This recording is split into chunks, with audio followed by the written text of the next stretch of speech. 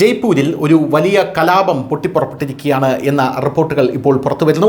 ജയ്പൂരിലെ സംഗാനീർ പ്രദേശത്തെ പ്രതാപ് നഗർ സെക്ടർ 3-ലാണ് ഈ കലാപത്തിനുള്ള വെടിമരുന്ന് ഇട്ടിരിക്കുന്നത് എന്നാണ് മനസ്സിലാകുന്നത്.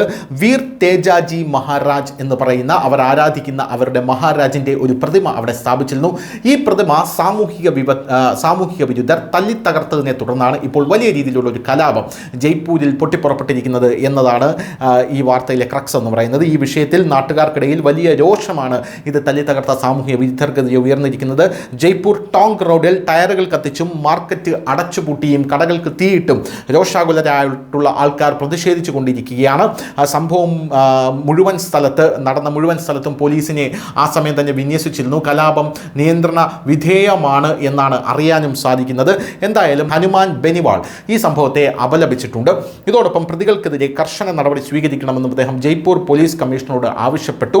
സാമൂഹ്യ വിരുദ്ധരുടെ ഇത്തരം പ്രവൃത്തികൾ ഭക്തരെ പരിഹസിക്കുന്നതിന് തുല്യമാണ്. ഇത് ഒരു തരത്തിലും വച്ച് പൊറിപ്പിക്കാനാവില്ല എന്നാണ് അദ്ദേഹം പറഞ്ഞത്. 2023 മാർച്ചിലാണ് രാജസ്ഥാൻ സർക്കാർ വീർ തേജാജി വെൽഫെയർ ബോർഡ് രൂപീകരിക്കുന്നതായി പ്രഖ്യാപിച്ചത്.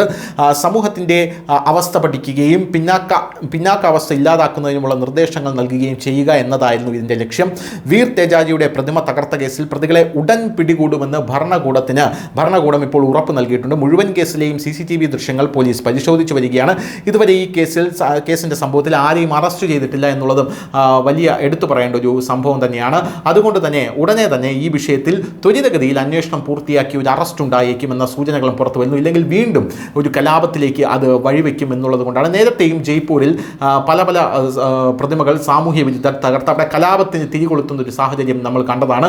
നിലവിൽ ജയ്പൂർ രാജസ്ഥാൻ അത് ഭരിച്ചുകൊണ്ടിരിക്കുന്നത് BJP ആണ്. സ്വാഭാവികമായിട്ടും കലാപം, അതായത് BJP ഭരിക്കുന്ന സംസ്ഥാനങ്ങളിൽ എങ്ങനെയെങ്കിലും ഒരു കലാപം ഉണ്ടായിക്കഴിഞ്ഞാൽ ആ കലാപം രാജ്യത്തിൻ്റെ നാനാകോണുകളിൽ ആളിക്കത്തിച്ച് വലിയ രീതിയിലുള്ള പ്രക്ഷേപം ഉണ്ടാക്കാൻ വിധ്വംസക ശക്തികൾ ശ്രമിക്കും എന്നുള്ള കാര്യത്തിൽ തർക്കമില്ല. അതിൻ്റെ ഒരു ഭാഗമാണോ ഇത് എന്നുള്ളതും സംശയിക്കേണ്ടിയിരിക്കുന്നു. News desk, news India Malayalam.